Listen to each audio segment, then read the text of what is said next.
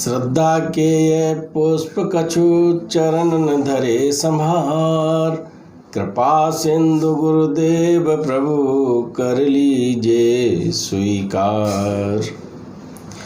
ऐसी विनय, ऐसी श्रद्धा, ऐसा विश्वास और ऐसी कृपामयी एक रचना महाराज जी की विनय चालीसा जो प्रभुदयाल शर्मा ने लिखी है। तो आज हम आपको विनय चालीसा के रचयिता प्रभुदयाल शर्मा जी से मिलवाते हैं।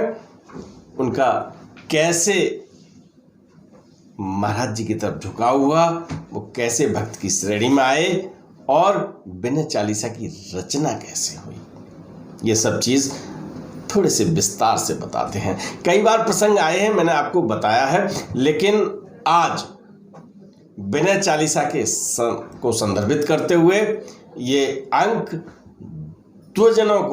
दो लोगों को समर्पित करूंगा, लेकिन बताऊंगा किन किन को समर्पित किया ये बताऊंगा मैं बाद में। लेकिन आप ये पहले जान लीजिएगा कि जो विनय चालीसा के रचयिता शर्मा जी हैं, उन्होंने इसकी रचना कैसे की, क्या हुआ था महाराज जी से उनकी मुलाकात में। बात 1967 और 68 की है। 1967-68 के बीच की बात है और मैं समझता हूँ कि महीना कोई जुलाई से और सितंबर के बीच का रहा होगा, क्योंकि उस समय यमुना जी उफान पर थी। बाढ़ के हालात थे वृंदावन में और बाढ़ के हालात को देखते हुए प्रशासन ने 2 दिन की छुट्टी कर दी थी। 2 दिन का अवकाश घोषित था और जब कभी अवकाश घोषित होता है, कारण चाहे कुछ भी हो, जो सेवारत होते हैं सरकारी या प्राइवेट भी, तो फिर उस समय का सदुपयोग वो अपनी इच्छा अनुसार करते हैं। तो प्रभुदयाल जी ने भी एक प्रोग्राम बनाया कि चलो भाई भगवान जी के दर्शन करते हैं। तो वो ITI में कार्यरत थे। दर्शन करने के लिए लटूरे हनुमान मंदिर पहुंचते हैं वृंदावन में और वहां दर्शन कर रहे होते हैं। उसी समय उनके एक मित्र जो हेड क्लर्क थे ट्रेजरी में, जहाँ से तनख्वाह निकलती है, तो उनसे मुलाकात होती है। वो कहते हैं शर्मा जी एक काम करो भाई, चलो नीम करोड़ी बाबा के दर्शन कराएं। उन्होंने कहा नीम करोड़ी बाबा के दर्शन, यानी प्रभुदयाल ने उनका, शर्मा जी ने उनका नाम भी नहीं सुना था। अब बाबूजी ने कहा यार चलो दर्शन करे आते हैं, साधु आदमी है, संत आदमी है, दर्शन करोगे तो अच्छा लगेगा। मतलब शर्मा जी को बिल्कुल ये नहीं था कि चलो दर्शन कराएं। तो बिना श्रद्धा की, बिना विश्वास के, अपने मित्र की मन को रखने के लिए कि चलो भाई, होता ना आपस में व्यवहार, उन्हें भैया चलो यार मैं संग। वो कहता नहीं भाई हमको बहुत काम है, तब वो कहता नहीं थोड़ी देर के लिए चले चलो। तो यही स्थिति शर्मा जी के साथ हुई है। शर्मा जी पहुंचते हैं नीम करोड़ी बाबा के आश्रम जो वृंदावन में है, और उस समय महाराज जी विराजमान हैं। आश्रम का निर्माण कार्य चल रहा है। जैसे ही वो वहां पहुंचते हैं, महाराज जी तो जानते हैं सब, प्रणाम किया शर्मा जी ने, और जैसे ही प्रणाम किया तो उन्होंने कहा क्या नाम है तुम्हारा, नाम पूछा, क्या काम करते हो, ये 2 प्रश्न होते हैं। प्रभुदयाल शर्मा जी बैठना चाहते हैं और जैसे ही वो बैठे हैं प्रणाम करके, उन्होंने कहा जाओ। अजीब लगा कि हम दर्शन करने आए हैं, हमारी तो इच्छा नहीं थी, फिर भी ये मित्र हमें यहाँ लेवा लाए। अब हमने प्रणाम किया और ये हमको अपने पास बैठने नहीं दे रहे। खैर उन्होंने पहली बार उसको अनसुना कर दिया। महाराज जी ने दोबारा कहा, बोले जाओ। अब शर्मा जी वहाँ से उठते हैं, जो भी प्रसाद लेना था, जो कुछ किया था वो करने के बाद वो अपने घर चले आते हैं। घर में जैसे ही घुसते हैं, दहलीज जानते हो ना, दहलीज नहीं जानते आजकल, दहलीज कहाँ जानते हैं। ये जो घर का मुख्य द्वार होता है और मुख्य द्वार पर पहले जो दहलीज हुआ करती थी, लकड़ी की चौखट चढ़ती थी और उसमें एक नीचे भी वो जो है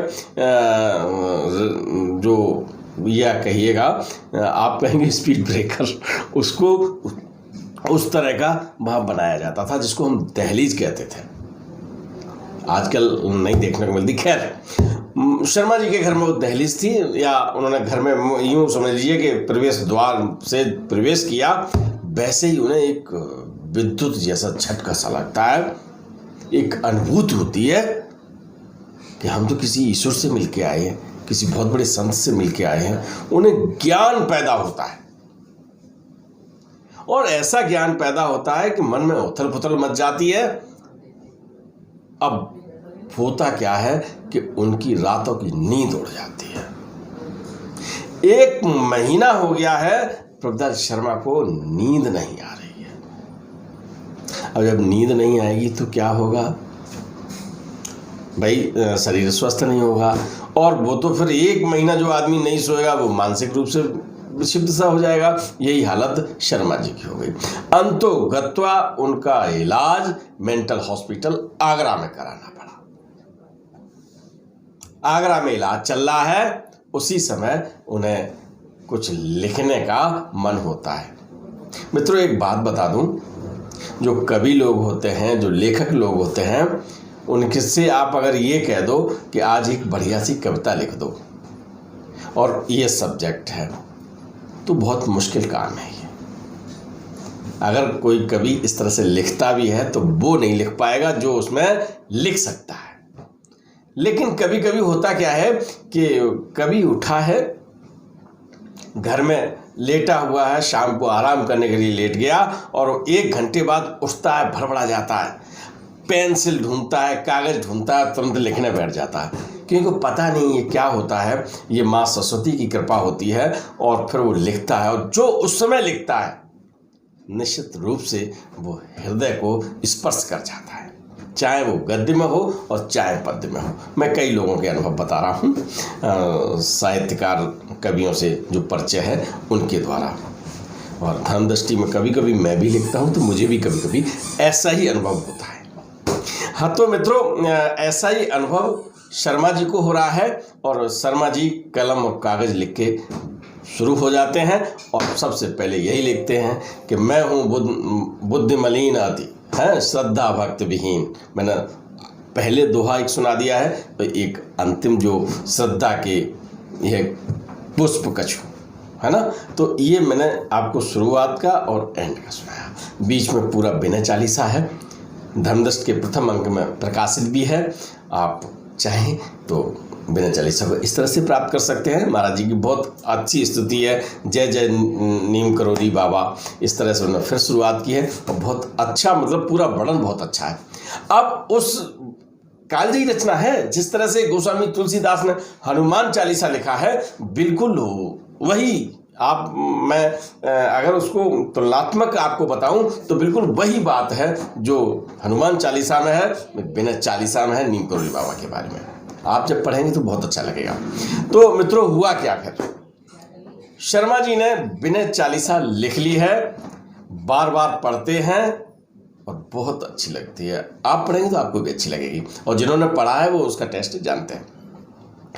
विनय चालीसा को लेकर वो नीम करोली बाबा के पास जाना चाहते हैं। बाबा के पास के लिए साहस नहीं जुटा पा रहे। क्यों? कि जो पहली मुलाकात हुई थी ना, तो उन्होंने तो 1 मिनट नहीं बैठने दिया। बहुत कोशिश की कि उनके पास बैठ लें, उन्हें आदेश कर दिया जाओ, तो सीधे नहीं जा पाते हैं। वो फिर उसे डाक द्वारा भेजते हैं। बोले महाराज जी पढ़ लेंगे तो वो बुलाएंगे हमको, मन में आया हुआ। तो उन्होंने उसे डाक से भेज दिया। डाक जो जाती है वो महाराज जी के हाथों में जाती है। वो डाक महाराज सेवक ने प्राप्त की और महाराज जी को दी। महाराज जी ने देखा, विनय चालीसा को एक नज़र देखा, देख के उन्होंने गुड़ी गुड़ी करके और फेंक दिया। आप समझिए, भावनाओं का जो समुंदर है जब उफान पे आता है, आप यूँ समझेंगे ना, कैसे जैसे आप खाना सोडा होता ना गिलास में, और थोड़ा पानी हो, थोड़ा सा डाल दो तो एकदम उफान आता है ऊपर। और उफान आने के बाद वो फिर वैसे ही बैठ भी जाता है। तो वो उफान जो है उतनी तेजी से आया और उससे दुगनी शक्ति से बैठ गया। उन्हें क्या मालूम था कि मेरे बिना चालीसा का ये हर्ष होगा। लेकिन लीला देखिए आप बाबा नीम करोली की, लीला देखिए महाराज जी की। महाराज जी ने यूं फेंक दिया है, वहां पर एक भक्त बैठे हुए हैं, कालीनाथ कपूर जी। कालीनाथ कपूर जी ने वहां से वो उन्होंने गुड़ी गुड़ी करके जो फेंका था वो उन्होंने उठा लिया। उठाने के बाद कपूर साहब उसको पढ़ते हैं, कानपुर के रहने वाले हैं, वो कानपुर जाके उसको प्रकाशित कर देते हैं, छपवा देते हैं। जब वो भक्तों के बीच में पहुंचता है तो वो बहुत लोकप्रिय हो जाता है।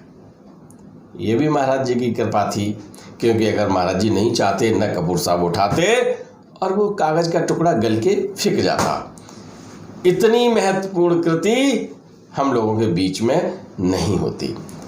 शर्मा जी विराजमान हैं आजकल, बताते हैं आगरा में हैं, और वक्त मिलेगा संपर्क पे हम आपको मुलाकात भी करवाएंगे। तो ये अंक मैं प्रभुदयाल शर्मा जी और कालीनाथ कपूर जी को समर्पित करता हूं। ये दो व्यक्ति ऐसे हैं जिन्होंने, एक ने लिखा। एक बात और बता दूं मैं, शर्मा जी कोई कवि नहीं है न लेखक हैं, लेकिन बिना चालीसा उन्होंने लिख डाला। तो मैं तो आज ये कहूँगा वो वर्तमान समय में महाराज जी का जो बिना चालीसा लिखा है वो हमारे जीवित गोस्वामी तुलसीदास जैसे हैं। तुलसीदास बहुत महान संत हैं, लेकिन एक कृति जो उन्होंने लिखी है वो उनको अनुकरण किया है, उनके भक्त कह लीजिएगा। और महाराज जी की भक्त श्रृंखला में जब तक बिना चालीसा या जब तक महाराज जी का नाम लोग गाएंगे तब तक शर्मा जी को याद किया जाएगा। तो शर्मा जी और कालीनाथ कपूर जी को ये अंक समर्पित करते हुए आज आपसे विदा लेता हूँ। राम राम। वीडियो पसंद आए तो लाइक कीजिए, शेयर कीजिए, सब्सक्राइब बटन पर क्लिक करके चैनल को सब्सक्राइब करें और बेल आइकन दबाना बिल्कुल ना भूलें, ताकि हमारे अपडेट वीडियो आपको मिलते रहें।